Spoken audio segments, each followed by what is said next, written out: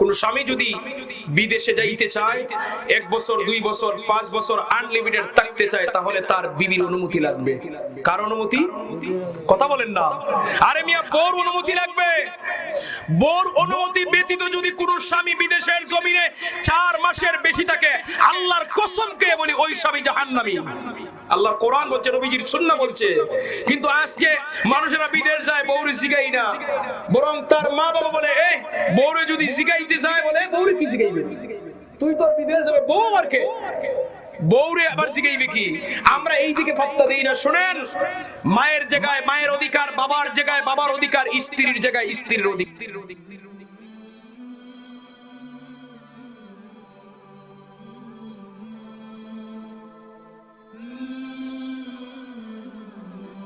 সম্মানিত হাজিরিন, এখানে আমি আসার আগে আমার এই যে সব যুবক ভাইয়েরা মাহফিল আয়োজন করেছে, তারা আমাকে বলেছে একটি বিষয়ে যেন আলোচনা করি। বর্তমান প্রেক্ষাপট নিয়ে কিছু কথা বলার জন্য তারা অনুরোধ করেছে আমাকে। বর্তমান প্রেক্ষাপট নিয়ে যদি আমি কথা বলতে চাই, বর্তমান প্রেক্ষাপটের বিষয়ের কোনো শেষ নাই, কোন দিকে যাব, তারপর 2-1টি দিক নিয়ে আমি আলোচনা করব।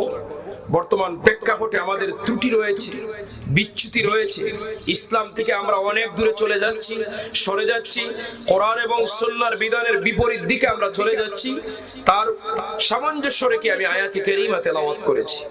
সম্মানিত হাজিরিন, যেটা আমি আমাদের এলাকায় নির্বাচন শেষ হয়ে গেছে, বা অনেক জায়গায় তো শেষ, ইউপি নির্বাচনের কথা আমি বলতেছি, সেখানের মধ্যে লক্ষ্য করলাম কত সুন্নতের খেলাফ কাজ চললো সমাজের মধ্যে, তার আমরা হিসাব করি না। কারণ আজকাল মানুষেরা আমাদের জীবন কিভাবে চলবে, আমরা শুধু দুনিয়ার জীবন নিয়ে আমরা পেরেশান থাকি, পরকালের জিন্দেগি নিয়ে আমরা মোটেও চিন্তা করি না। ঠিক কিনা বলেন? কেননা আল্লাহর নবী সাল্লাল্লাহু আলাইহি ওয়াসাল্লাম আমাদেরকে ইসলামের শিক্ষা গ্রহণ করার জন্য নির্দেশ দিয়ে গেছেন, কিন্তু আজকে আমরা ইসলাম শিক্ষা থেকে অনেক দূরে, ইসলামী মূল্যবোধ থেকে আমরা অনেক দূরে। আমরা মন গড়া মতো আমাদের নিজেদের চিন্তা চেতনা নিয়ে গবেষণা করে যা বুঝি সেটাকে আমি সঠিক মনে করি, এইভাবে চলি। এতে করে দেখা যায় আমরা অনেক বিষয় আমরা আমল করি বা চলি যেটা আদৌ ইসলামের মধ্যে নাই। সম্মানিত হাজিরিন, নির্বাচনের সময় যেটা আমার চোখে সবচেয়ে কোরআনের একটি বিধানকে অমান্য চোখে পড়েছে, যেটা আমি সরাসরিও বলেছি, যখন চোখের সামনে পড়েছি প্রতিবাদ করেছি, যেটা আমি আপনাদের সম্মুখে আজকে তুলে ধরব।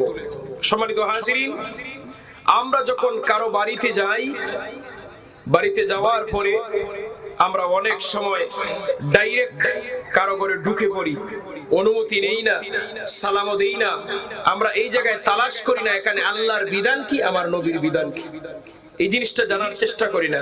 আমি আমার বাহ্যিক দৃষ্টিকোণ থেকে যেটা দেখেছি, নির্বাচনের প্রচারণার সময় চেয়ারম্যান সাহেব, মেম্বার সাহেব এবং ওনার সঙ্গী সাথীরা ভোট চাওয়ার জন্য, দোয়া চাওয়ার জন্য মানুষের ঘরে ডাইরেক্ট ঢুকে গেছে, কোনো অনুমতি নেই না, সালাম নেয় না, অথচ এটা আল্লাহর বিধানের লঙ্ঘন। ঠিক কিনা? সম্মানিত হাজিরিন, আল্লাহ রাব্বুল আলামিন কোরআনুল কারীমের মধ্যে সূরা নূরের মধ্যে আমাদেরকে এ ব্যাপারে আদেশ করেছেন কিভাবে আপনি মানুষের ঘরে প্রবেশ করবেন। একজন মানুষের ঘরে প্রবেশ করতে গেলে আপনাকে কি বিধান মানতে হবে, কি আইন মেনে চলতে হবে, সেটা আল্লাহ আমাদেরকে নিজে বলেছেন। বলেন তো, জানার দরকার আসেনি? সবাই জবান খুলে বলেন, জানার দরকার আছে কিনা? একজন ইমানদার হিসাবে, একজন মুসলমান হিসাবে আল্লাহর বিধান যদি আপনি না মানেন, আমার নবীজির বিধান যদি আপনি না মানেন, হয়তো আপনি দুনিয়াতে বাহাদুরি করতে পারবেন, ক্ষমতা দেখাইতে পারবেন, কিন্তু আল্লাহর নামে শপথ করে বলি, কবরে গেলে এই বাহাদুরি চলবে না। কবরে ওই ব্যক্তির বাহাদুরি চলবে যে আল্লাহর বিধান মেনে, আমার নবীর বিধান মেনে এই জমিনের মধ্যে চলতে পারবে, ওই ব্যক্তি কবরে বাহাদুরি করবে। কথা বলেন ঠিক কিনা? দুনিয়ার সম্পদের বাহাদুরি, অহংকার দুনিয়াতেই থাকবে, কবর থেকে হাসর পর্যন্ত চলবে না। সম্মানিত হাজিরিন, আল্লাহ রাব্বুল আলামিন আমাদেরকে বলতেছেন, ইয়া আইয়ুহাল্লাযীনা আমানু লা তাদখুলু বুয়ুতান গায়রা বুয়ুতিকুম হাত্তা তাস্তানিসু ওয়া তুসাল্লিমু আলা আহলিহা। আল্লাহ পাক বলেন, হে ঈমানদারেরা, লা তাদখুলু বুয়ুতান, তোমরা কারো বাড়িতে কারো ঘরে প্রবেশ করিও না, গায়রা বুয়ুতিকুম হাত্তা তাস্তানিসু ওয়া তুসাল্লিমু আলা আহলিহা, যত সময় পর্যন্ত তোমরা তার অনুমতি না নিবে আর সালাম না দিবে, সালাম না দিয়ে অনুমতি না নিয়ে কারো ঘরে প্রবেশ করা যাবে না। এটা কার নির্দেশ? জবান খুলে বলতে হবে, কার নির্দেশ? এই পিছনের যুবক ভাইরা ঈমানি আওয়াজে বলেন, কার নির্দেশ? তাহলে আল্লাহর নির্দেশ অমান্য করে যদি আপনি কারো ঘরে প্রবেশ করেন, আল্লাহর আইন অমান্য করার জন্য কবরে শাস্তি আছে কিনা? জুড়ে বলেন, আছে কিনা? কিন্তু আজকে এরকম আইন আমরা মানি না, আমরা সালামও দেই না, অনুমতিও নেই না, ডাইরেক্ট ঘরে প্রবেশ করি। আমরা যদি শিক্ষা নিতে চাই, আল্লাহর নবী সাল্লাল্লাহু আলাইহি ওয়াসাল্লামের সহচারী যারা ছিলেন, সহযোগী যারা ছিলেন, সাহাবায়ে কেরাম, এরা হলেন আমাদের জন্য আমলের জন্য মডেল। তারা আমাদেরকে প্র্যাকটিক্যাল নমুনায় শিক্ষা দিয়ে গেছেন কিভাবে আপনার ইসলামিক বিধিবিধান আমরা মানব। আমিরুল মুমিনিন হযরত উমর রাদিয়াল্লাহু তাআলা আনহু, তিনি অর্ধেক পৃথিবীর প্রেসিডেন্ট ছিলেন, বাদশা ছিলেন। উনি যখন আমিরুল মুমিনিন, মুসলিম জাহানের খলিফা, উনার কিছু অভ্যাস ছিল। এক নাম্বার অভ্যাস ছিল, উনি পুরাতন কাপড় পরিধান করতেন, তালিযুক্ত কাপড় পরিধান করতেন। উনি যে রাষ্ট্রীয় পোশাকটা গায়ে দিতেন, সেই রাষ্ট্রীয় পোশাকের মধ্যে 18টা তালি ছিল। সুবহানাল্লাহ বলতে পারেন না? কতটা তালি? অর্ধেক পৃথিবীর বাদশা হযরতে উমর, উনার রাষ্ট্রীয় পোশাকের গায়ে 18টা তালি ছিল। আমাদের দেশের যারা এমপি, মন্ত্রী, মিনিস্টার হয়, তারা দিনে যে কয়টা পাল্টায় আল্লাহই ভালো জানে, আর তারাই জানে। অর্ধেক পৃথিবীর বাদশা হওয়ার পরে উনার রাষ্ট্রীয় পোশাকের 18টা তালি। উনাকে জিজ্ঞাসা করা হলো, আমিরুল মুমিনিন, আপনি তো ইচ্ছা করলে দামি পোশাক পরতে পারেন, কেন আপনি তালিযুক্ত পোশাক পরেন? হযরত উমর জবাব দিয়েছিলেন, আমি এজন্য তালিযুক্ত পোশাক পরি, আমার যে শাসনের এরিয়া, সব জায়গা সফর করার সময় তো আমি পাই না। আমার মতন ব্যক্তি দ্বারা এত জায়গা সফর করা সম্ভব না। আমার অজান্তে যদি আমার চেয়ে যদি কেউ পুরাতন কাপড় পরিধান করে আর আমি আমিরুল মুমিনিন হয়ে যদি দামি কাপড় পরিধান করি, আমি আল্লাহর দরবারে কি জবাব দিই? হুজুরে বলেন সুবহানাল্লাহ। সম্মানিত হাজিরিন, আজকে দুনিয়ার রাজা বাদশারা যদি এমপি মন্ত্রীরা যদি হযরত আমিরুল মুমিনিন হযরত উমর রাদিয়াল্লাহু তাআলা আনহুর জীবনী তালাশ করত, তাহলে এই জমিনের মধ্যে অভাব দেখা দিত না, গজব আসতো না। কথা বলেন ঠিক কিনা? আজকে সুন্নাহ থেকে মানুষ দূরে চলে গেছে, এই জন্য আমাদের এই শাস্তি। হযরত আমিরুল মুমিনিন উমর রাদিয়াল্লাহু তাআলা আনহু, ওনার নিয়ম ছিল রাতের বেলা উনি ওনার রাজ্যে ঘুরে বেড়াইতেন। ওনার রাজ্যের মধ্যে কে কোনো অসুবিধা আছে কিনা উনি খোঁজ খবর নিতেন। রাতে ঘুমাতেন না, উনি বেরিয়ে পড়তেন।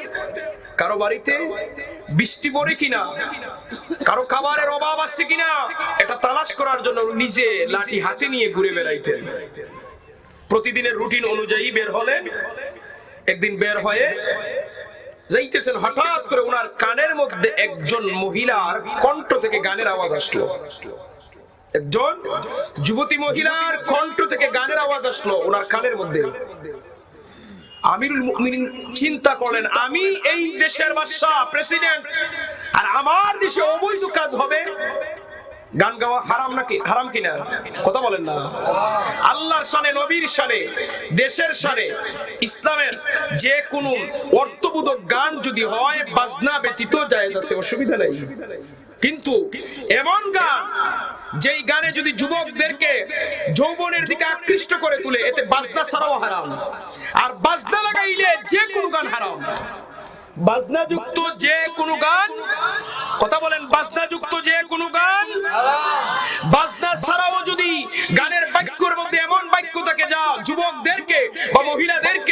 যৌবনের দিকে আকৃষ্ট করে, জিনার দিকে আকৃষ্ট করে, এই গান হারাম। ওই মহিলা উনি যৌবনের তাড়নায় গান গাইতেছেন, রূপের গান।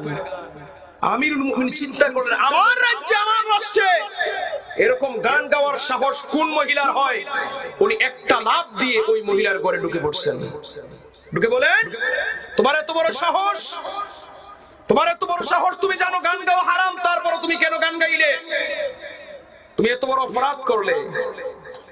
ওই যুবতী মহিলা বলে, আমি ওনার তো পরিচয় জানে না, উনি ঢুকে পড়ছেন, পরিচয় দেন নাই। ওই মহিলা ডেকে বলে, আল্লাহর বান্দা, কে তোমার পরিচয় আমি জানি না।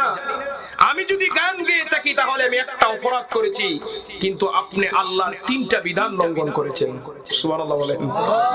আমি যদি একটা বিধান লঙ্ঘন করে থাকি, আপনি কয়টি করেছেন? জোরে বলেন, কয়টি? কথা বুঝেননি আমার? দুরূদ শরীফ পড়ি, আল্লাহুম্মা সাল্লি ওয়া আলা আলি সাইয়্যিদিনা।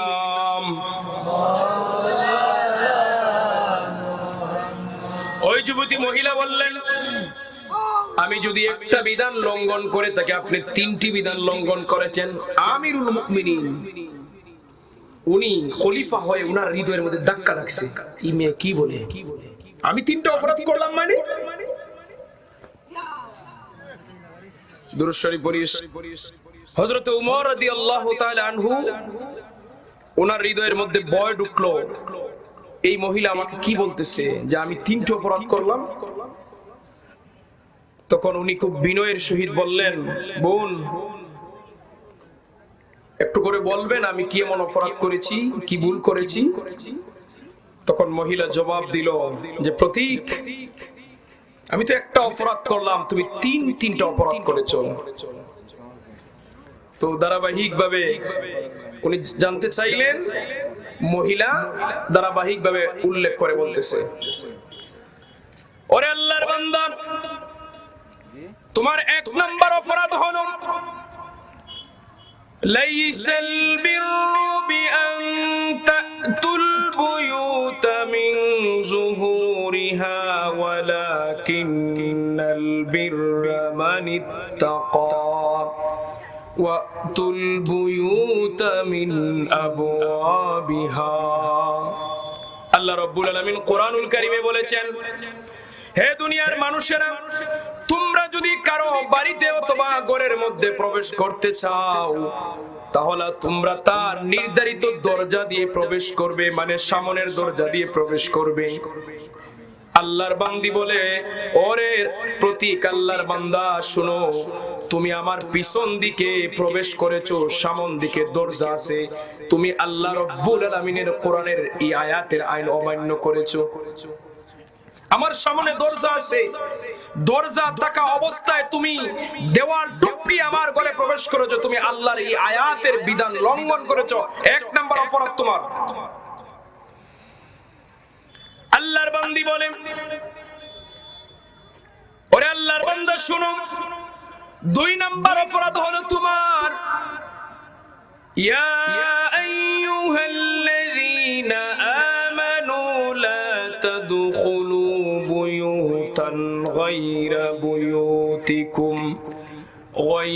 বুয়ুতিকুম হাত্তা তাস্তানিসু ওয়া তুসাল্লিমু আলা আহলিহা। আল্লাহ পাক কোরআনে বলেছেন, হে ঈমানদারেরা, তোমরা যদি কারো ঘরে প্রবেশ করতে চাও তাহলে তার অনুমতি নাও এবং তাকে সালাম দাও। আল্লাহ পাক বলেছেন, তোমরা কারো ঘরে প্রবেশ করিও না যতক্ষণ পর্যন্ত অনুমতি নিবে না, সালাম দিবে না। অথচ তুমি আমার ঘরের ভিতরে প্রবেশ করেছো আমার অনুমতি ছাড়া, সালাম ছাড়া। তুমি 2 নাম্বার আল্লাহর আয়াতের অমান্য করেছো। আপনারা কি আমার ওয়াজ শুনতেছেন? যেহেতু আলোনায় মনোযোগ দিয়ে শুনবেন। সম্মানিত হাজিরিন, হযরত ওমর জিজ্ঞেস করলেন, ওরে আল্লাহর বান্দি, আমার যুবক বোন, 3 নাম্বার আমার কি অপরাধ করলাম? এবার ওই যুবতী মহিলা ডেকে বলে, আল্লাহর বান্দা, তোমার 3 নাম্বার অপরাধ হলো ইয়া আইয়ুহাল্লাযীনা আমানু ইজতানিবু কাসীরাম মিনাজ যান্নি ইন্না বা'দাজ যান্নি ইসমু ওয়া লা তাজাসসু। আল্লাহ পাক বলেছেন, হে ঈমানদারেরা, তোমরা অধিক ধারণা পোষণ করা থেকে তোমরা বিরত থাকো। অর্থাৎ তোমরা মানুষকে তোমরা ধারণার সহিত কোনো কথাবার্তা বলিও না। ধারণা করে তোমরা অনুমান করে আন্দাজ করা কথাবার্তা বলা থেকে তোমরা বিরত থাকো। আর কোনো মানুষের গোপন দোষ তালাশ করিও না। আমি কি জানতে পারি কিসের কারণে তুমি যৌবনের তাড়নায় গান গাইলে? ওই সময় মহিলা বলে, ওই আল্লাহর বান্দা শুনে রাখো, আমার বিয়ে হয়েছিল আজ থেকে 1 বছর আগে। কত বছর আগে? কথা বলেন না। ওই মহিলা বলে, আল্লাহর বান্দা 1 বছর আগে আমার বিবাহ হয়েছিল। যেই দিন বিবাহ হয়েছিল আমার স্বামী আমার ঘরে আসবে, আমার স্বামী আমার ঘরে আসবে, ঘরে এসে আমার সাথে আনন্দ উল্লাস করবে, বাসর রাত উদযাপন করবে। কিন্তু যখন উনি আমার সাথে পরিচয় পর্ব শুধুমাত্র শেষ হলো, কে জানি একটা বার্তাবাহক এসে দিয়ে গেল, ও আল্লাহর বান্দা চলো, ওই দেশের প্রেসিডেন্ট আমিরুল মুমিনিন হযরত ওমর রাদিয়াল্লাহু তাআলা আনহু তোমাকে অমুক জায়গায় জিহাদের সেনাপতি নিযুক্ত করেছেন, এখন ওই জিহাদের ময়দানে যাওয়া লাগবে। সুবহানাল্লাহ বলেন। আল্লাহর বান্দি বলে, ওরে আল্লাহর বান্দা, যুবতী মহিলাটা বলে, আল্লাহর বান্দা শুনো, আমার স্বামী আমার সাথে বাসর ঘর করে নাই, আমার সাথে আনন্দ উল্লাস করতে পারে নাই, আমিও আমার স্বামীর সাথে আনন্দ উল্লাস করতে পারি নাই। দেশের প্রেসিডেন্ট উনাকে আহ্বান করেছেন, উনি চলে গেছেন। 4 মাসের অভিযানে গেলেন, যুদ্ধ থেকে ফিরে আসবেন। ওই জায়গা থেকে ফিরে আসার আগে অন্য জায়গায় অভিযানের জন্য আরো 4 মাসের জন্য পাঠিয়ে দিলেন। সম্মানিত হাজিরিন, 4 মাস পরে উনি আমার বাড়িতে আসার জন্য রওনা দিয়েছিলেন, কিন্তু আবার ওই আমিরুল মুমিনিন আরেক জায়গায় আরো 4 মাসের জন্য অভিযানে পাঠিয়ে দিলেন। 1 বছর হয়ে গেল, এখনো আমার স্বামী আমার সাথে দেখা করেন নাই। আমি আমার যৌবনের তাড়নায় আমি গান গাওয়া শুরু করলাম।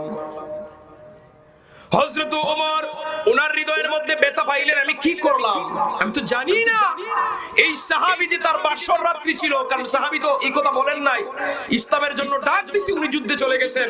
উনি আমার কাছে ব্যঙ্গে বলেন নাই যে আমিরুল মুমিনিন আমি তো বিবাহ করেছি, আমি নতুন ঘর করব, বাসর ঘর করব। সাহাবী এই কথা বলেন নাই, কারণ এই কথা বলার পরে আমিরুল মুমিনিন ওনাকে জিহাদে পাঠাবেন না, উনি ওনার সংসার করবেন। সাহাবীর কথা হলো, বাসর ঘর করার এত প্রয়োজন নাই, আল্লাহর নামে যুদ্ধ করার জন্য, জিহাদের জন্য ওনার মন প্রাণ এত উজাড় করে ব্যয় করে দিলেন। বলেন না সুবহানাল্লাহ। সম্মানিত হাজিরিন, আমিরুল মুমিনিন বলেন, আমার বোন, আমি যদি তোমাকে ক্ষমা করে দেই, তুমি কি আমাকে ক্ষমা করে দিবে? আল্লাহর বান্দি বলে, হ্যাঁ, তুমি যদি আমাকে ক্ষমা করে দাও, আমি তোমাকে ক্ষমা করে দেব। হযরত উমর অর্ধেক পৃথিবীর প্রেসিডেন্ট হওয়া সত্ত্বেও একজন যুবতী মহিলা ওনাকে কোরআন দিয়ে ওনার ভুল ধরিয়ে দিলেন, সাথে সাথে উনি ক্ষমা চেয়ে নিজের বাড়িতে চলে আসলেন। সুবহানাল্লাহ বলবেন না? আর আমরা দেশের চেয়ারম্যান বা এমপির বা মন্ত্রীর যদি বা কোনো মেম্বারের ভুল ধরতে যান, খবর আছে কিনা? চেয়ারম্যানে বলবে, তোর এত বড় সাহস, তুই আমার ভুল ধরলে মানে? তার উপর পাওয়ার খাটাবে, শক্তি খাটাবে। অথচ অর্ধেক পৃথিবীর বাদশা হযরত ওমর রাদিয়াল্লাহু তাআলা আনহু, একজন মহিলা আল্লাহর কোরআন দিয়ে উনার জীবনের ভুল ধরিয়ে দিলেন, উনি সাথে সাথে ক্ষমা চেয়ে নিজের বাড়িতে আসলেন। আর আওয়াজ করে বলেন সুবহানাল্লাহ। সম্মানিত হাজিরিন, হযরত ওমর বাড়িতে এসে উনার মেয়ের নাম ছিল হাফসা, নবীর স্ত্রী, আমাদের আম্মা জান। উনার একজন মেয়ের নাম ছিল হাফসা, আল্লাহ রাসূলের কাছে বিবাহ দিয়েছিলেন। তো আল্লাহ রাসূল তো দুনিয়া থেকে বিদায় নিয়েছেন, উনি উনার মেয়ের কাছে গিয়ে বলেন, আমার মা হাফসাকে বললেন, আমার বেটি হাফসা, তুমি আমাকে বলো তো, একজন স্ত্রী তার স্বামী কে ছাড়া কতদিন থাকতে পারে? হযরতে হাফসা রাদিয়াল্লাহু তাআলা আনহা জবাব দিয়েছিলেন 4 মাস। কত মাস? জোরে বলেন কত মাস? আমিরুল মুমিনিন হযরত উমর রাদিয়াল্লাহু তাআলা কি করলেন? এরপর থেকে উনি ওনার সৈন্যবাহিনীদের মধ্যে, পুলিশ বাহিনীদের মধ্যে, তারপরে যাদেরকে জিহাদের ময়দানে পাঠাইতেন 4 মাস হওয়ার আগে বলতেন আগে বাড়িতে যাও, পরিবারের সাথে সাক্ষাৎ করে আসো।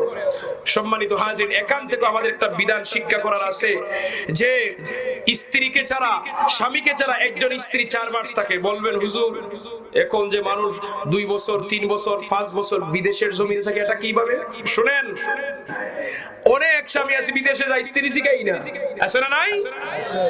সম্মানিত হাজিরিন, এই না জিগানের কারণে তুই আজকে পরকীয়ার দিন দিন বাড়তেছে, সমাজ ধ্বংসের দিকে যাচ্ছে।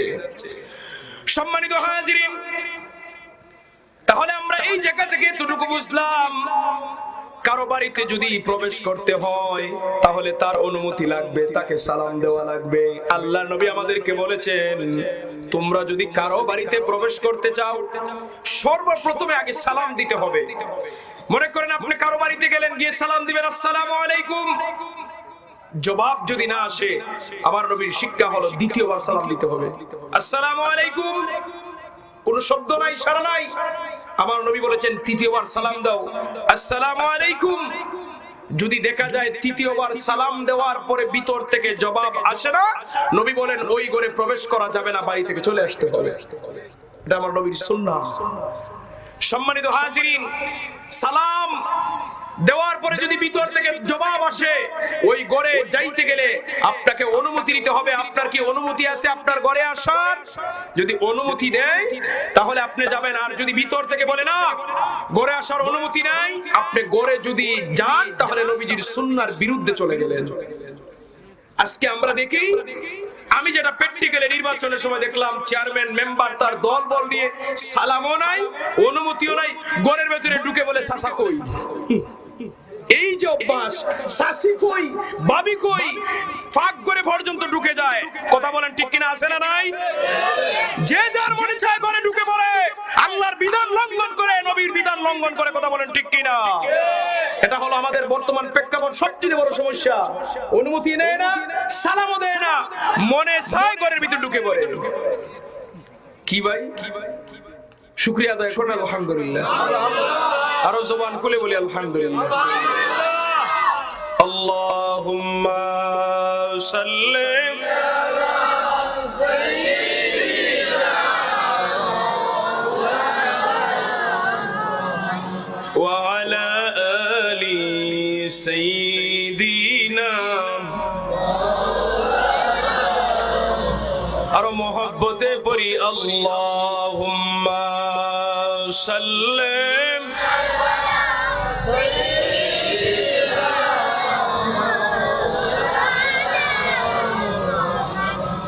ওয়া আলা আলি সাইয়্যিদিনা।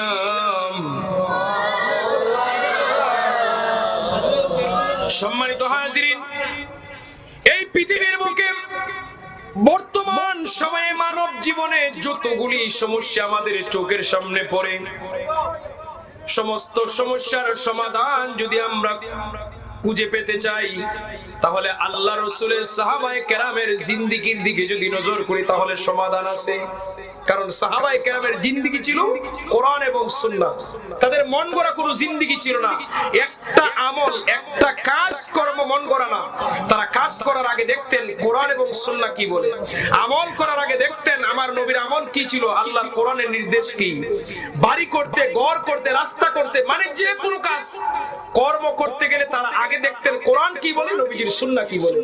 কোরআন এবং সুন্নাহ যা বলে তারা অনুসরণ করে করতেন। কিন্তু আমরা তো মন গড়া করি, আমরা মন গড়া করি, আমাদের নিজেদের জ্ঞান থেকে যা আসে, চিন্তা চেতনায় যা ধরে এইভাবে আমরা করি। করার পরে অনেকে গিয়া অনেক হুজুরদেরকে যদি সুযোগে পায় জিজ্ঞাসা করে, হুজুর আমি এই কাজটা করেছি হয়েছে কিনা। অথচ ইসলাম বলে না, করার আগে জিজ্ঞাসা করো, কাজ শুরু করার আগে জিজ্ঞাসা করো কোরআন কি বলে, ইসলাম কি বলে। কোরআন এবং সুন্নাহর বিধান দেখে তারপরে অগ্রসর হতে হবে। সম্মানিত হাজিরিন, এই পৃথিবীর একজন সাধারণ মানুষ থেকে শুরু করে প্রেসিডেন্ট পর্যন্ত প্রতিটা মানুষ যদি জীবনের সমস্ত সমস্যা থেকে মুক্তি পেতে চায়, আমিরুল মুমিনিন হযরত ওমর রাদিয়াল্লাহু তাআলার জীবনী তালাশ করলে যথেষ্ট। ঠিক কিনা বলেন? জোরে বলতে হবে ঠিক কিনা? হযরত ওমর রাদিয়াল্লাহু তাআলা আনহুকে আল্লাহ রাব্বুল আলামিন এত গুণের অধিকারী বানিয়ে দিয়েছিলেন। হযরত ওমর রাদিয়াল্লাহু তাআলার মেজাজ অনুযায়ী, ওনার মেজাজ অনুযায়ী আল্লাহ রাব্বুল আলামিন কোরআনুল কারীমের মধ্যে 18 জায়গায় আয়াত নাযিল করেছেন। সুবহানাল্লাহ বলেন, জোরে বলেন সুবহানাল্লাহ। এইজন্য আল্লাহর নবী নিজে বলেছেন, আমার পরে যদি আল্লাহ পাক কাউকে নবী হিসেবে পাঠাতেন তাহলে হযরত ওমরকে পাঠাতেন। এমন ব্যক্তিত্ব ছিলেন হযরত ওমর। আপনার আমার জিন্দেগীর যতগুলি সমস্যা আমার চোখের সামনে আনবেন, প্রত্যেকটা সমস্যার সমাধান হযরত ওমর রাদিয়াল্লাহু তাআলা আনহুর জীবনী তালাশ করে আপনি সমাধান করতে পারবেন। এমন ব্যক্তিত্ব ছিলেন।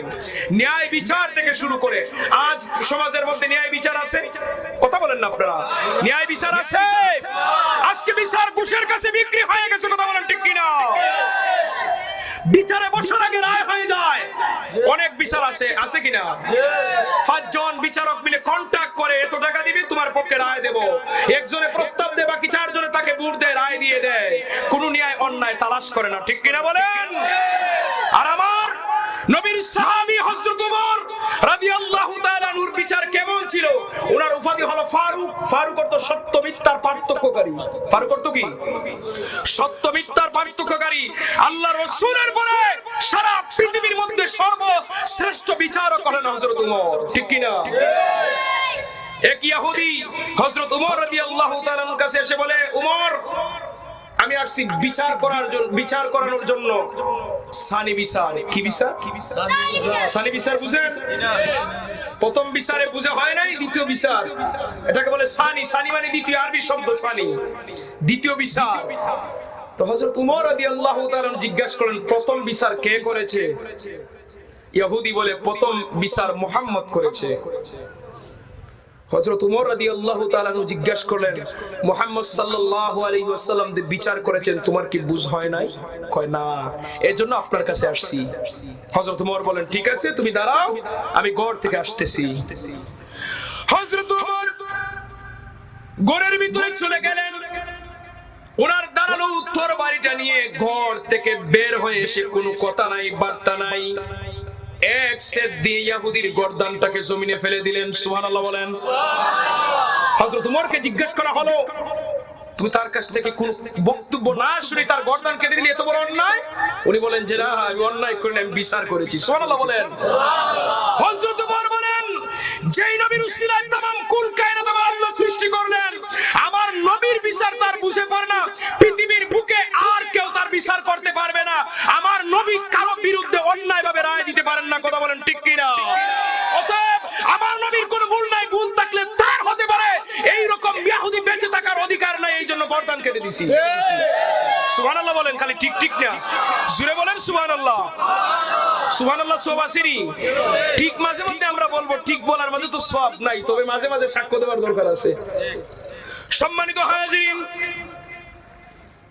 আমিরুল মুমিনিন হযরত ওমর রাদিয়াল্লাহু তাআলা আনহু যখন উনি শাসন করে অর্ধেক পৃথিবী উনার নিয়ন্ত্রণে নিয়ে আসলেন, সম্মানিত হাজিরিন, কাফের মুশরিকেরা দেখলো কোনোভাবেই ওমরকে তো আটকানো যাচ্ছে না, ইসলাম ধর্মকে আটকানো যাচ্ছে না, কি করবে?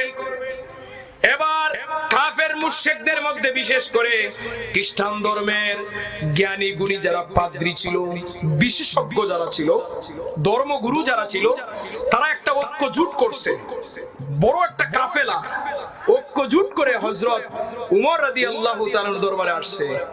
তাদের ধারণা হলো ওমরকে কোনোদিন শক্তি দিয়ে পরাজিত করা যাবে না। উমরকে যদি পরাজিত করতে হয়, কৌশল দিয়ে পরাজিত করতে হবে। তারা আসছিল ইসলামের বদনাম করার জন্য, উমর রাদিয়াল্লাহু তাআলা আনহুকে পরাজিত করার জন্য।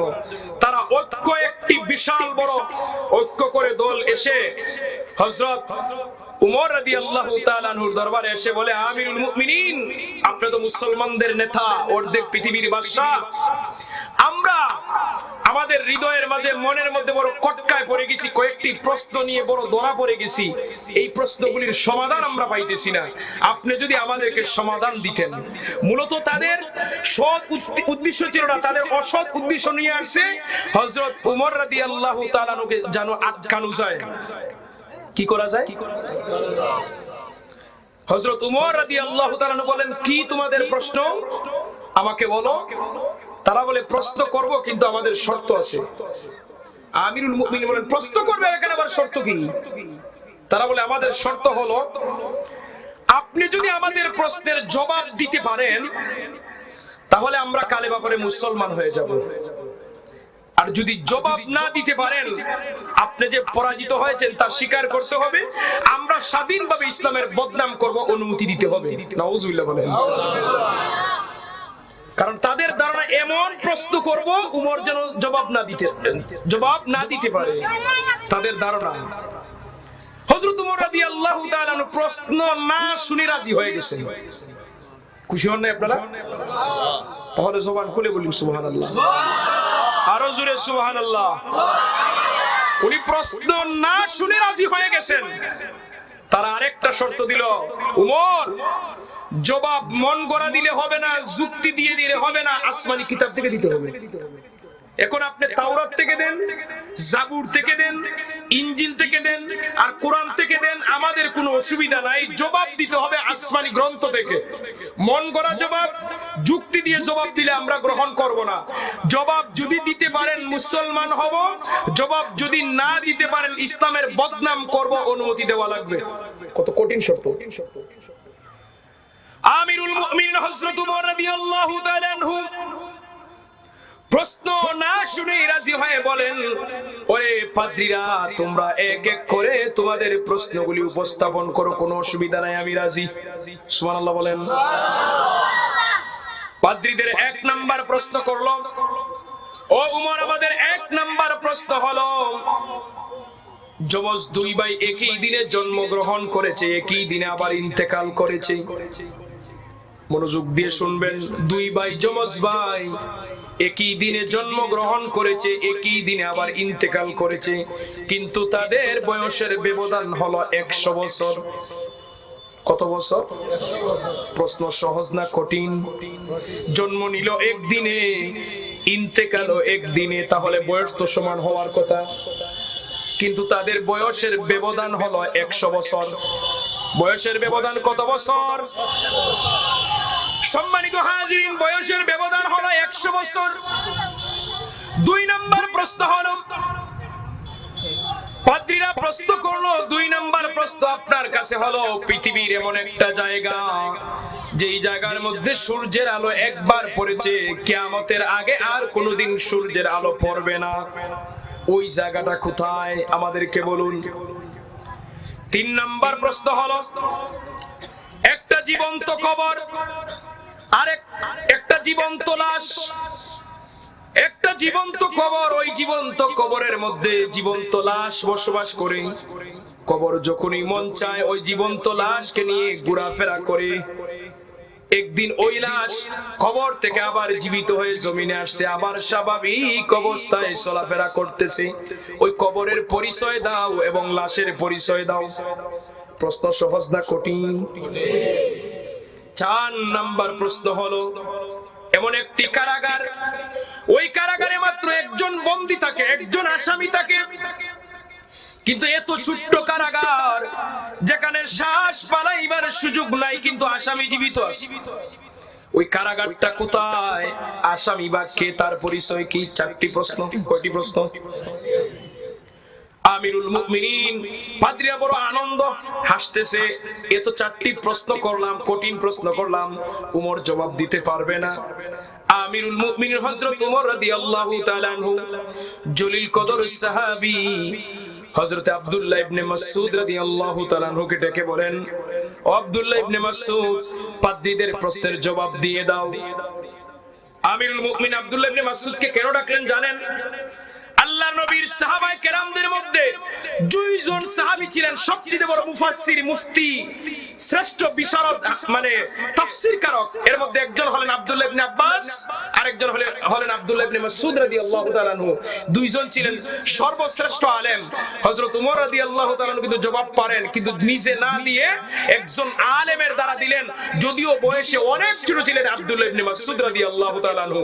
চিন্তা করে দেখেন, অর্ধেক পৃথিবীর বাদশা হয়ে নিজে জবাব না দিয়ে আলেমদের দ্বারা দেওয়ালেন। আলেমদের মর্যাদা দেওয়ার দরকার আসেনি? জুড়ে বলেন আছে কিনা? উনি প্রেসিডেন্ট হয়ে আলেমদের দ্বারা জবাব দেওয়াইলেন। আব্দুল্লাহ ইবনে মাসউদ রাদিয়াল্লাহু তাআলা আনহু বলেন, আমিরুল মুমিনিন, আপনি কোনো চিন্তা করবেন না, এই পাদ্রীদের জবাব দিতে গিয়ে তাওরাতও লাগবে না, ইনজিলও লাগবে না, জাবুরও লাগবে না, আমি আল্লাহর কোরআন দিয়ে দিব। আর একটু আস্তে বলি সুবহানাল্লাহ, আরো জোরে বলি সুবহানাল্লাহ। সম্মানিত হাজিরিন, আল্লাহর কোরআন দিয়ে জবাব দিবেন। আব্দুল্লাহ ইবনে মাসউদ বলেন, পাদ্রীরা, তোমাদের এক নাম্বার প্রশ্ন হলো, একই দিনে দুই ভাই এই পৃথিবীর বুকে জন্ম নিয়েছে, আবার একই দিনে তারা ইন্তেকাল করেছে, কিন্তু তাদের বয়সের ব্যবধান ছোট বড় হলো 100 বছর। এক ভাই থেকে আরেক ভাই 100 বছরের বড়।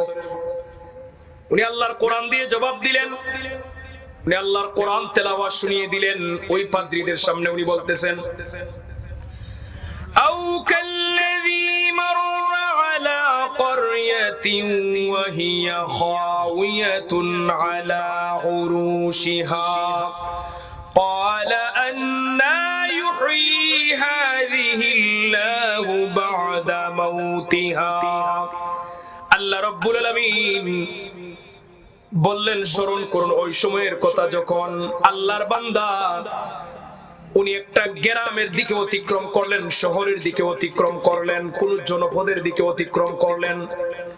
জনপদের দিকে অতিক্রম করে দেখলেন একেবারে জনপদ ধ্বংস হয়ে গেছে, এমন ভাবে ধ্বংস হয়ে গেছে, উনি উনার ভিতরের মধ্যে চলে আসলো এই জনপদ আবার কিভাবে পুনরায় হবে। উনি ছিলেন হযরত উযায়ের আলাইহিস সালাতু ওয়াস সালাম, ইহুদিদের নবী। ইহুদিদের নবী হযরত উযায়ের আলাইহিস সালাতু ওয়াস সালাম উনি এলাকা সফর করলেন, একটা জনপদ সফর করলেন, গিয়ে দেখেন একেবারে ধ্বংস হয়ে গেছে, একেবারে এমন ধ্বংস হয়ে গেছে, এটা পুনরায় জন্ম নেওয়ার কোনো সুযোগই নাই, এমন অবস্থা। উনি দেখার পরে বললেন, একটা জনপদ এইভাবে ধ্বংস হওয়ার পরে এটা আবার পুনরায় কিভাবে জন্ম নিবে, আগের অবস্থায় কিভাবে ফিরে যাবে। সম্মানিত হাজিরিন, নবীর হৃদয়ের মধ্যেই প্রশ্ন জাগলো। আল্লাহ রাব্বুল আলামিনের ইচ্ছা হলো তাহলে আপনি নবীর দ্বারাই তার সমাধান আমি দিয়ে দিব। সুবহানাল্লাহ, নবীর হৃদয়ে যখন প্রশ্ন আসছে, আল্লাহর ইচ্ছা হলো আমি আপনাকে দ্বারাই জবাব দেওয়াবো। তো আল্লাহ পাক রব্বুল আলামিন কি করলেন, উযায়ের আলাইহিস সালাতু ওয়াস সালাম একটা গাছের নিচে বসলেন, রেস্ট নিতেছেন, চোখের মধ্যে ঘুম চলে আসলো। এমন সময় আল্লাহ রাব্বুল আলামিন মালাকুল মউত ফেরেশতাকে বললেন, আমার নবীর জানটা কবজ করে নিয়ে আসো। সুবহানাল্লাহ বলেন, আমার নবীর জান কবজ করে নিয়ে আসো। উনি কিন্তু গাছের নিচে বসা, মালাকুল মউত ফেরেশতা জান কবজ করে নিয়ে গেছে। আল্লাহ পাক কোরআনের মধ্যে বলতেছেন, ফাআমাতাহুল্লাহু মিআতা আমিন সুম্মা বাআসা। আল্লাহ রাব্বুল আলামিন ওইভাবে 100 বছর রেখে দিলেন। বলেন না সুবহানাল্লাহ। মিআতা মানে মিআতা আমিন, 100 বছর রেখে দিলেন ওই অবস্থায়, উনি গাছের নিচে বসা 100 বছর। মানুষেরা মনে করতেছে উনি ঘুমাইতেছেন, যারা মানুষ ওনার আশেপাশে যায় মানুষেরা মনে করতেছে উনি ঘুমাইতেছেন। আল্লাহ রাব্বুল আলামিন নবীর বডিকে এমন ভাবে রাখছেন কোন পোকামাকড় বসে নাই। সুবহানাল্লাহ বলেন। 100 বছর পর্যন্ত এইভাবে রইলেন। সুম্মা বাআসাহু, এরপরে আল্লাহ রাব্বুল আলামিন জীবিত করে দিলেন।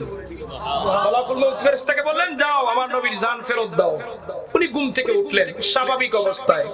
ঘুম থেকে উঠার পরে আল্লাহ পাক নবীকে প্রশ্ন করতেছেন, নবীকে প্রশ্ন করলেন, ক্বালা কাম লাবিস্তা, আপনি কতদিন ধরে এখানে বসে আছেন? আল্লাহ পাক নবীকে প্রশ্ন করলেন, ক্বালা কাম লাবিস্তা, আপনি এখানে এইভাবে কতদিন সময় বা কত সময় ধরে আছেন?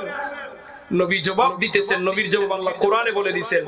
নবী বলেন, ক্বালা লাবিস্তু ইয়াওমান আও বা'দা ইয়াওম, 1 ঘন্টা হবে, একদিন হবে বা কিছু সময় হবে, এদিক সেদিক হবে, একদিন অথবা কয়েক ঘন্টা সময় হবে। আমি গাছের নিচে বসা, চোখের মধ্যে ঘুম চলে আসছে।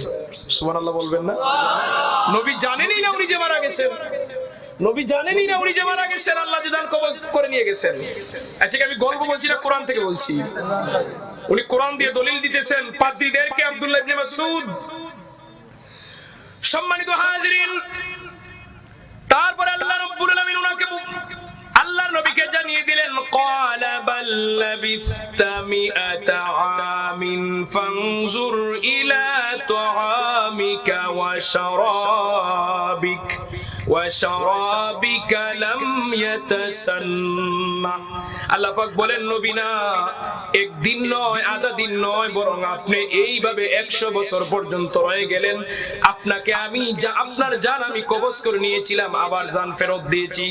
ফানজুর ইলা তুআমিকা ওয়া শারাবিকা, আপনি লক্ষ্য করুন আপনার খাবারের দিকে আর পানির দিকে।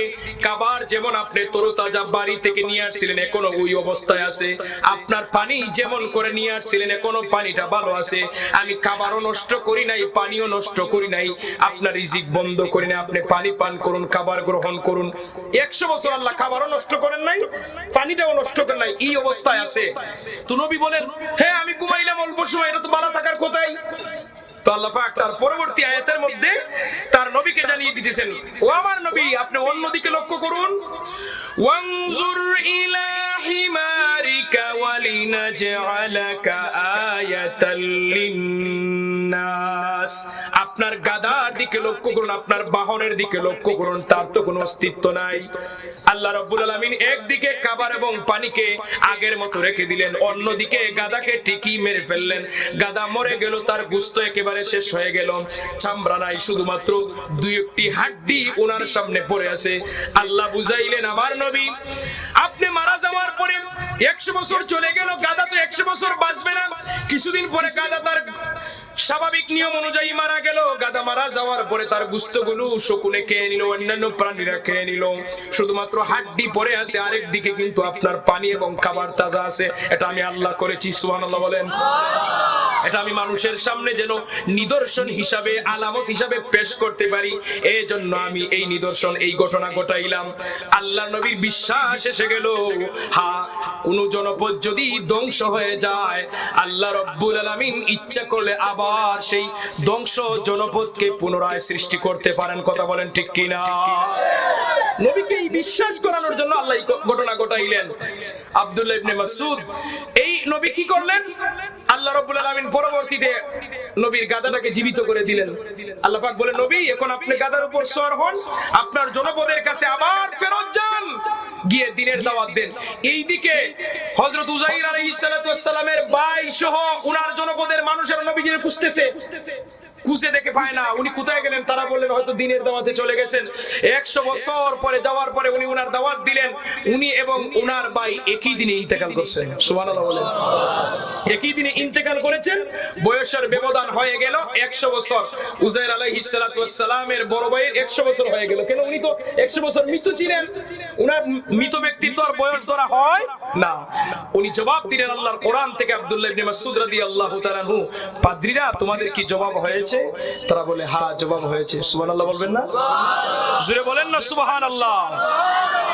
সম্মানিত হাজিরিন, পাদ্রীদের 2 নম্বর প্রশ্ন, পৃথিবীর এমন এক জায়গায় জীবনের প্রথমবারের মতো সূর্যের আলো পড়েছে, আর কোনোদিন সূর্যের আলো পড়বে না, ওই জায়গাটা কোথায়? সম্মানিত হাজিরিন, আব্দুল্লাহ ইবনে মাসউদ রাদিয়াল্লাহু তাআলা আনহু আল্লাহর কোরআন থেকে দলিল দিলেন। উনি পড়তেছেন, ফাআউহাইনা ইলা মূসা আন ইদরিব বিআসাকাল বাহরা فانفلق فكان كل فرق كالطود العظيم سبحان الله। সম্মানিত হাজিরিন, হযরত মূসা আলাইহিস সালাতু ওয়াস সালাম যখন দিনের দাওয়াত দিতে লাগলেন, ফেরাউন মূসা নবীর উপর অত্যাচার করলো, নির্যাতন করলো, অতঃপর সিদ্ধান্ত নিল আর মূসাকে জীবিত রাখা যাবে না, মেরে ফেলতে হবে। ফেরাউন তার সঙ্গী সাথীদেরকে নিয়ে মূসা আলাইহিস সালাতু ওয়াস সালামকে আক্রমণ করার জন্য, ধ্বংস করার জন্য রওনা দিল। মূসা আলাইহিস সালাতু ওয়াস সালাম ওনার উম্মতদেরকে নিয়ে রওনা দিলেন ফেরাউনের কবল থেকে রক্ষা পাওয়ার জন্য। চলে গেলেন নদীর পারে।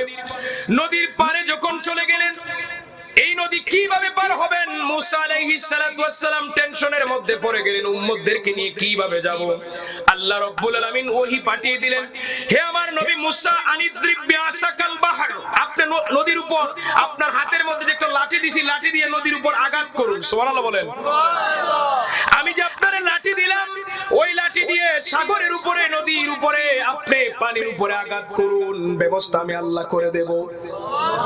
মুসা আলাইহিস সালাতু ওয়াস সালামের হাতের লাঠি দ্বারা উনি যখন নদীর উপর আঘাত করলেন, তাফসীরের মধ্যে আসছে বিশাল বড় রাস্তা অথবা 12টি রাস্তা তৈরি হয়ে গেল। সবাই জবান খুলে বলেন না সুবহানাল্লাহ। মুসা আলাইহিস সালাতু ওয়াস সালাম এবার ওনার সঙ্গী সাথীদেরকে নিয়ে ওই রাস্তা দিয়ে রওনা দিলেন। সঙ্গী সাথীদেরকে নিয়ে রাস্তা দিয়ে রওনা দিয়ে যখন নদীর মধ্যখানে চলে গেলেন, ততক্ষণে ফেরাউন তার সঙ্গী সাথীদেরকে নিয়ে নদীর কিনারে এসে দেখে কি চমৎকার রাস্তা, কি সুন্দর রাস্তা। এই রাস্তা তো আর জীবনে কোনোদিন দেখি নাই। মুসা যেহেতু গেছে, চলো আমরাও যাই। ফেরাউনও রওনা দিছে।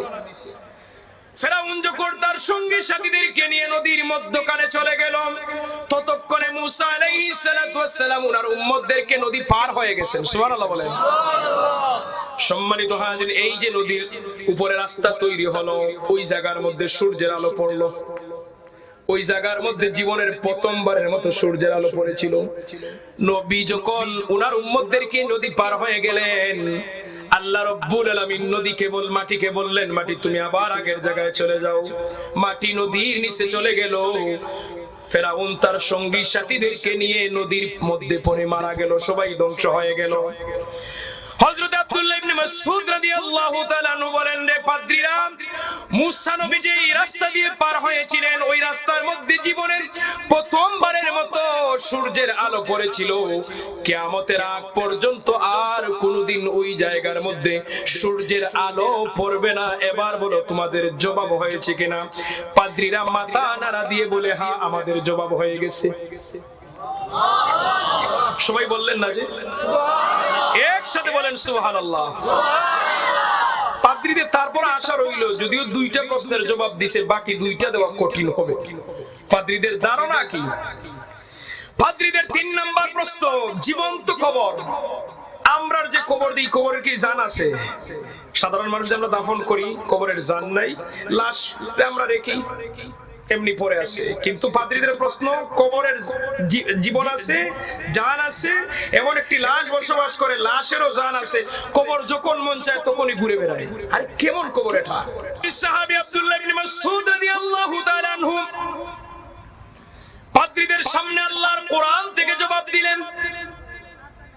আল্লাহর কোরআন থেকে জবাব দিয়ে বলতেছেন, ওয়া ইন্না ইউনুস লামিনাল মুরসালিন, নিশ্চয় ইউনুস আলাইহিস সালাতু ওয়াস সালাম ছিলেন আল্লাহর রাসূলদের মধ্যে একজন। সম্মানিত হাজিরিন, তারপরে আব্দুল্লাহ ইবনে মাসউদ রাদিয়াল্লাহু তাআলা আনহু তাদের সামনে বলেন, ইয আবাকা ইলাল ফুলকিল মাশহুন, যখন ইউনুস আলাইহিস সালাতু ওয়াস সালাম উনি উনার গোপনে উনার জনপদ থেকে বাগল দিয়ে নৌকার মধ্যে উঠে গেলেন। আমরা সবাই জানি আল্লাহ নবী ইউনুস আলাইহিস সালাতু ওয়াস সালাম উনার এলাকার মানুষের নির্যাতন সহ্য করতে না পেরে আল্লাহর অনুমতি ছাড়াই উনি রওনা দিয়ে দিয়েছিলেন। জাহাজের মধ্যে অনেক মানুষ ছিল, উনি অনুমতি ছাড়াই জাহাজের মধ্যে ঢুকে পড়েছিলেন। এখন সমুদ্রের মধ্যখানে যাওয়ার পরে জাহাজ বিপদের মধ্যে পড়ে গেল। তো জাহাজের যিনি ক্যাপ্টেন ছিলেন উনি ঘোষণা করলেন, অবশ্যই আমাদের মধ্যে কেউ অপরাধী আছে, তাহলে জাহাজ বিপদে পড়ার কথা না। এই অপরাধীদেরকে খুঁজে বের করো এবং তাকে জাহাজ থেকে ফেলে দাও, যেন আমাদের জাহাজ বিপদ থেকে মুক্তি পায়। এমন সময় লটারি দেওয়া হবে, যেটা লটারির কথা আল্লাহ পাক কোরআনে বললেন, ফাসাহামা ফাকানা মিনাল মুদহাদিন, লটারি দেওয়া হলো, সেই লটারিতে হেরে গেলেন। মূলত এই আয়াতের ব্যাখ্যায় মুফাসসিরুন কেরাম বলেন ইউনূস আলাইহিস সালাতু ওয়াস সালাম তখন ওনার স্মরণ হলো, আমি যে ওই এলাকা ছেড়ে চলে আসলাম, আল্লাহর কাছ থেকে তো অনুমতি নিলাম না। অবশ্যই নিজেরে উনি অপরাধী ভাবলেন। যদিও নবীগণের কোনো ভুল নাই, নবীগণের কোনো দোষ নাই, প্রত্যেক নবী রাসূল কিন্তু নিষ্পাপ মাসুম। এই বিশ্বাস আমাদের থাকতে হবে, এটা আহলে সুন্নাত ওয়াল জামাতের আকীদা। কিন্তু আল্লাহ পাক মাঝে মধ্যে নবীগণদের দ্বারা এরকম ভুল ইচ্ছা করে করাইতেন যাতে উনার উম্মতেরা ভুল করার পরে সংশোধনের সুযোগ পায়। সুবহানাল্লাহ বলেন। মূলত নবীগণের কোনো ভুল নাই, প্রত্যেক নবী রাসূলরা নিষ্পাপ মাসুম, কোনো ভুল নাই নবী রাসূলদের। সম্মানিত হাজিরিন, হযরত ইউনূস আলাইহিস সালাতু ওয়াস সালাম বললেন, আর কেউ অপরাধী না, আমি হলাম অপরাধী। জাহাজের বলে না, আপনি ভালো মানুষ, আমরা জানি আপনি অপরাধী হতে পারেন না। নবী বলেন যে না, আমি আল্লাহর অনুমতি ছাড়াই নিজের জনপদ ছেড়ে তোমাদের নৌকার মধ্যে চলে আসলাম, জাহাজে চলে আসলাম। হযরত ইউনূস আলাইহিস সালাতু ওয়াস সালাম ওই সময় জাহাজ থেকে নদীর মধ্যে লাফ দিলেন বা সমুদ্রের মধ্যে লাফ দিলেন। উনি যখন সমুদ্রের মধ্যে লাফ দিলেন, সাথে সাথে কি হলো আল্লাহ রাব্বুল আলামিন কোরআনে বলতেছেন, ফালতাকামাহুল হুতু ওয়া হুয়া মুলিম। সাথে সাথে সমুদ্রের বিশাল একটি মাছ ইউনূস আলাইহিস সালাতু ওয়াস সালামকে গিলে ফেললো। সুবহানাল্লাহ বলেন। তো আব্দুল্লাহ ইবনে মাসউদ রাদিয়াল্লাহু তাআলা আনহু বলেন, পাদ্রীরা, জীবন্ত কবর মানে হলো ওই নদীর মাছ। সুবহানাল্লাহ বলেন। আর জীবন্ত লাশ মানে হলো ওই আল্লাহর নবী হযরত ইউনূস আলাইহিস সালাতু ওয়াস সালাম। মাছ যখনই মন চায় সমুদ্রের মধ্যে ঘুরে বেড়ায়, লাশও ঘুরে বেড়ায়। মাছের পেটে ইউনূস নবী, মাছ যখন সমুদ্রে ঘুরে বেড়ায়, নবীও তো ঘুরে বেড়ায়। দেখেন আল্লাহ পাক তারপরে কি বলতেছেন। আল্লাহ রাব্বুল আলামিন তারপরে বলেন ইউনূস নবীকে বলতেছেন, ফালাউলা আন্নাহু কানা মিনাল মুসাব্বিহিন।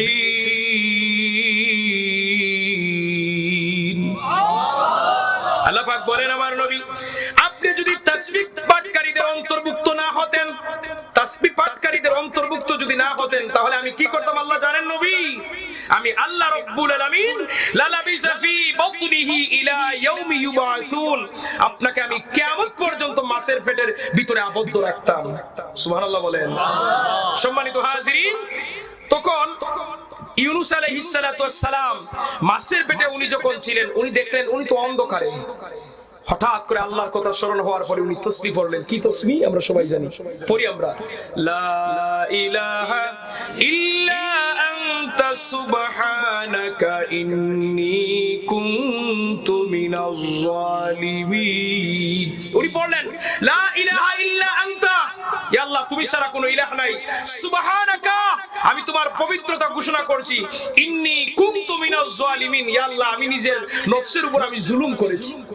নবী বলতেছেন, আল্লাহ আমি নিজের নফসের উপর জুলুম করেছি, আল্লাহ তুমি ছাড়া কোনো ইলাহ নাই, আমি তোমার পবিত্রতা ঘোষণা করছি। আল্লাহর তাসবিহ পড়লেন। এই তাসবিহ পড়ার পরেই আল্লাহ রাব্বুল আলামিন তার পেয়ারা নবীকে মুক্তি দিয়ে দিলেন। বলেন না সুবহানাল্লাহ। আমরা বিপদে পড়লে এই তাসবিহ পড়ি না?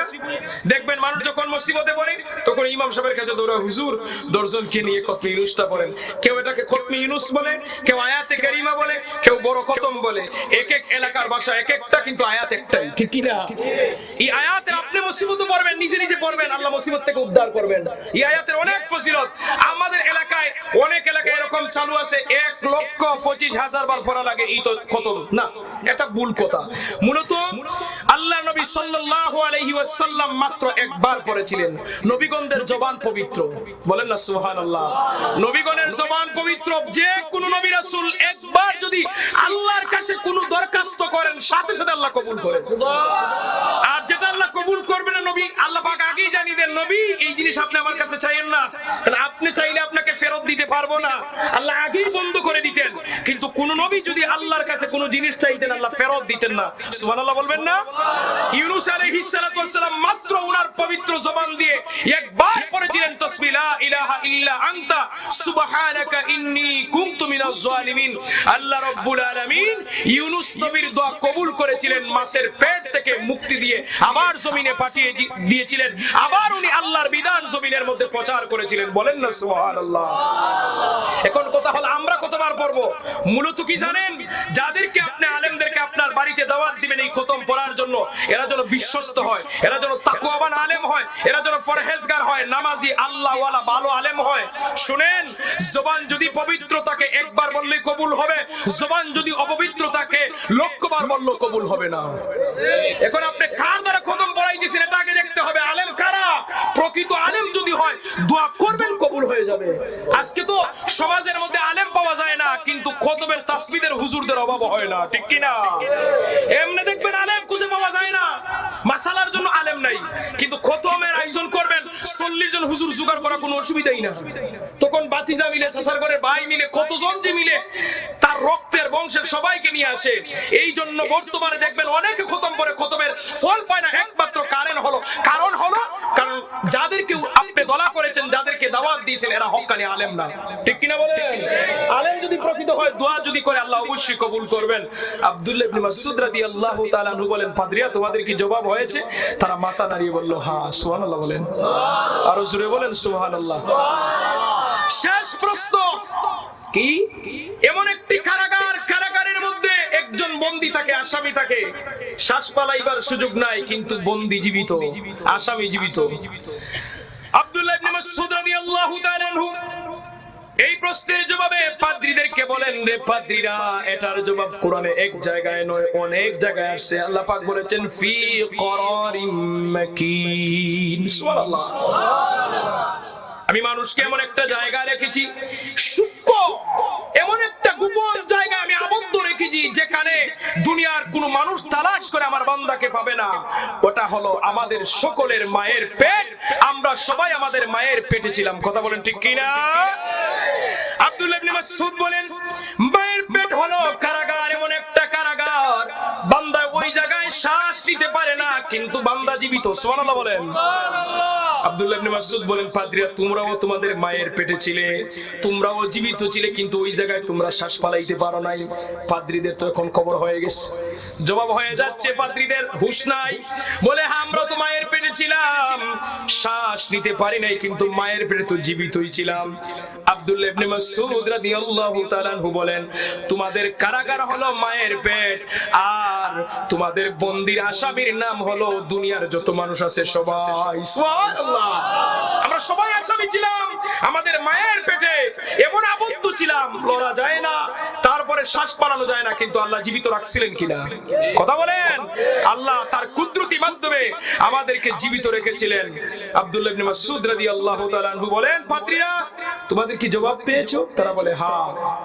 এবার আমিরুল মুমিনিন মুস্কি হাসি দিয়ে বলেন, পাদ্রীরা তোমাদের শর্ত কি ছিল? পাদ্রীরা কি করবে দেখে না, আসলে তো ইসলাম ধর্মের মতো শান্তি ধর্ম আর নাই। তারা বলে আমরা শর্ত মেনে নিব, কিন্তু আপনার কাছে আমাদের শেষ একটা প্রশ্ন রয়ে গেল। দেখেন কত বড় বেজালি। বলে শেষ আরেকটা প্রশ্ন যদি অনুমতি দেন। আমিরুল মুমিনিন বলেন, তোমাদের শর্ত তো পূরণ হয়ে গেছে, আর কি শেষ প্রশ্ন? বলে যে আমাদের শেষ প্রশ্ন যদি অনুমতি দেন। বলেন বলে দাও কি প্রশ্ন? তারা বলে, আপনি প্রশ্ন না শুনে কেন রাজি হয়ে গিয়েছিলেন এটার জবাব দেন।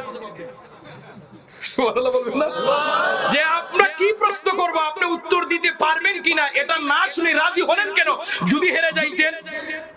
আমিরুল মুমিনিন হযরত উমর রাদিয়াল্লাহু তাআলা জবাব দিয়েছিলেন, পাদ্রীরা তোমরা কি প্রশ্ন করবে উত্তর যদিও আমি জানি না, কিন্তু আমার আল্লাহ জানেন। আমার বিশ্বাস আছে যে প্রশ্নের জবাব আমি দিতে পারবো না, আল্লাহ ঠিকই তার প্রশ্নের জবাব দেওয়ার ব্যবস্থা করে দিবেন। সুবহানাল্লাহ। আল্লাহর প্রতি আমার এই একই বিশ্বাস আছে বিদায় তোমাদের প্রশ্ন না শুনে আমি রাজি হয়ে গেলাম। ও তখন কে পাদ্রীদের হৃদয়ের মধ্যে আঘাত লেগেছে, তারা একসাথে কালেমা পড়ে মুসলমান হয়ে গেছে। আর আওয়াজ করে বলেন সুবহানাল্লাহ। দুরূদ শরীফ পড়ি, আল্লাহুম্মা সাল্লিম